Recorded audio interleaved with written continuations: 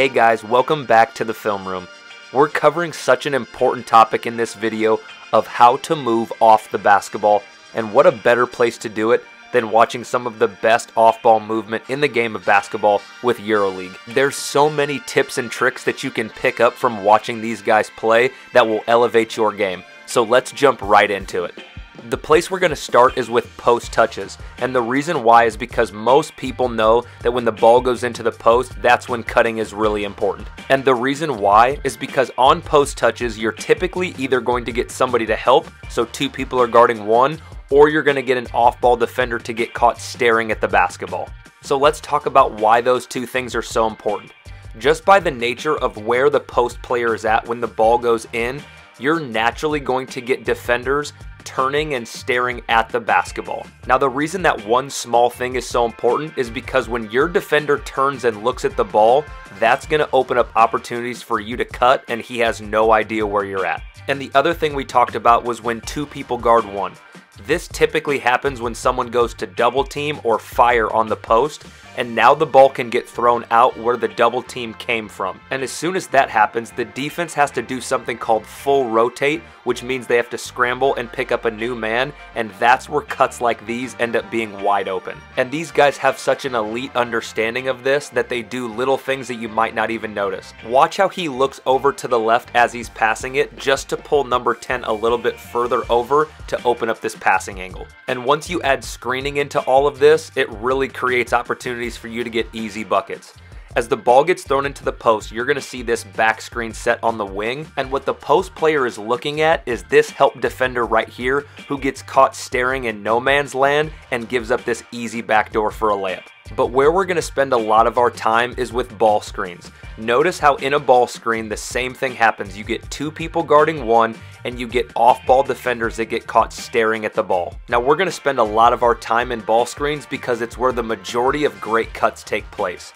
When two people guard one and that big slips out or rolls to the rim, it puts a lot of stress on this person right here who's known as a tag defender to come over and help, or they're going to give up an open shot. This concept is the primary source of the majority of offense that you see in Euroleague, the NBA, and even in college. So if you're watching this and thinking, I see this happen all the time, it's because this is the way the majority of the world plays basketball now. So for us to have a good understanding of how to cut and when to cut, we have to understand ball screens. When you run a pick and roll and force two people to guard one, there are these defenders back here known as tag defenders that are responsible for making sure the roll man doesn't get easy layups. And the way that they're taught to do this is anytime the ball gets thrown to the roll man, they need to rotate over or tag the roll man to make sure that he doesn't get a shot. But as soon as they do that, that creates these opportunities for you to cut to the basket. So you'll see this exact same situation happen in full speed in this clip.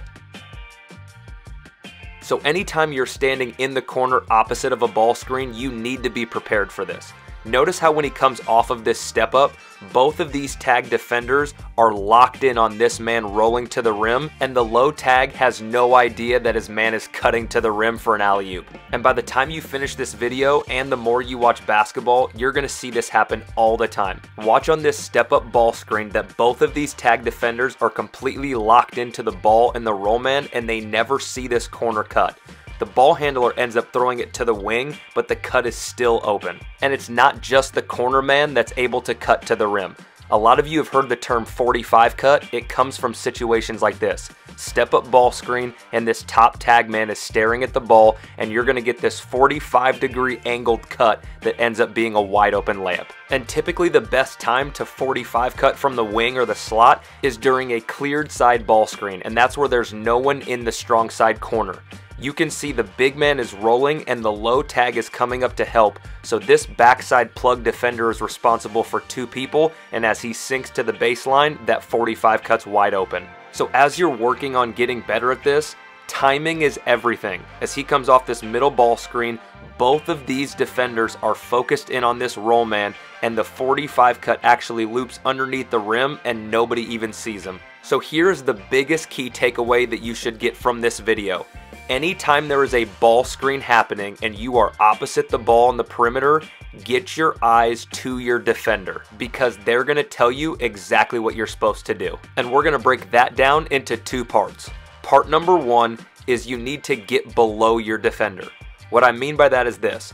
Look at the defender in the corner on the top side.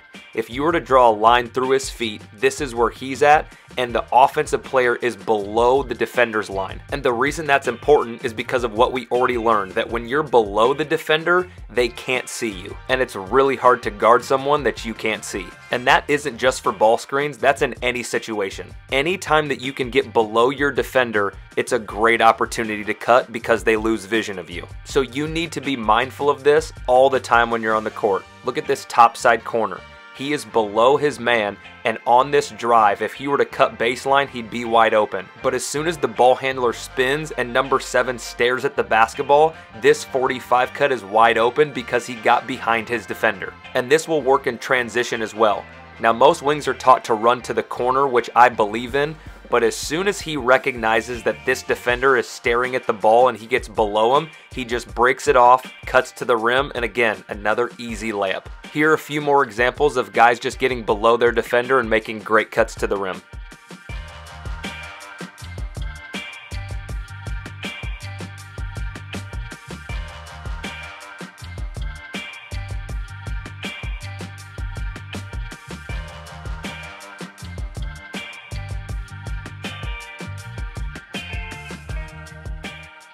And post players, you're able to take advantage of this as well.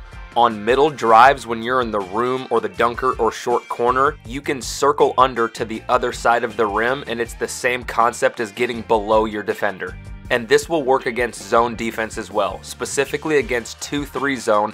Oftentimes these wing defenders get caught staring uphill, and so this is your backdoor or cutting area. And the most ideal time to do it is on dribble penetration or if the ball hits the high post. The second part is to follow your defender. Anytime that your defender decides to go and help or rotate, if you're able to react to his movement by cutting to the rim right as he leaves, that's going to open up opportunities. So as soon as this defender goes to help at the high post, follow him by cutting to the rim, and that opens up these looks. And this is why you have to be engaged off the ball. As this step-up screen happens in front of you, focus on this top wing or slot area. As soon as the defender rotates to help on the pick and roll, the offensive player literally follows him right to the rim for a layup. And this same principle works on post touches. As the ball gets thrown into the post, notice on the flight of the ball, this big is rotating and his matchup just follows him and runs straight to the rim, and that's what opens up this dunk. So again, keep your eyes on your matchup. You'll see right here that there's a ball screen that's being set at the top, and this big is going to set a flare screen for his man to the corner.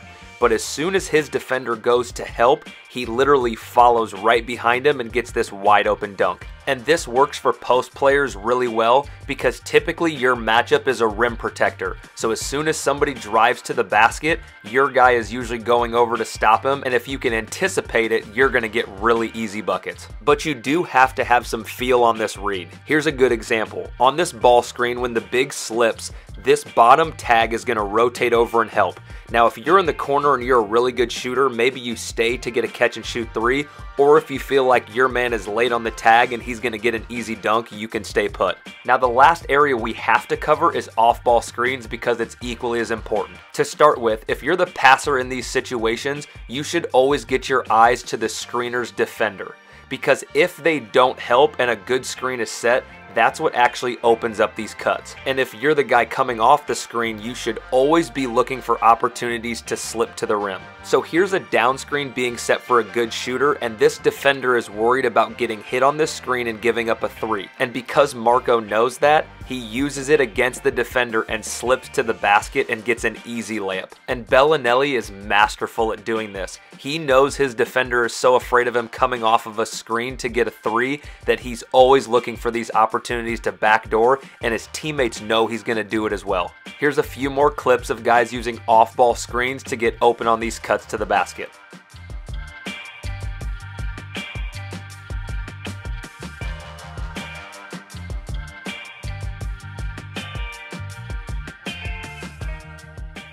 Cutting off the ball is as much a skill as passing and shooting. It takes a lot of practice. please don't fall into the trap of thinking you're only effective offensively with the ball in your hands. Thanks for coming through. We'll see you next time in the film room.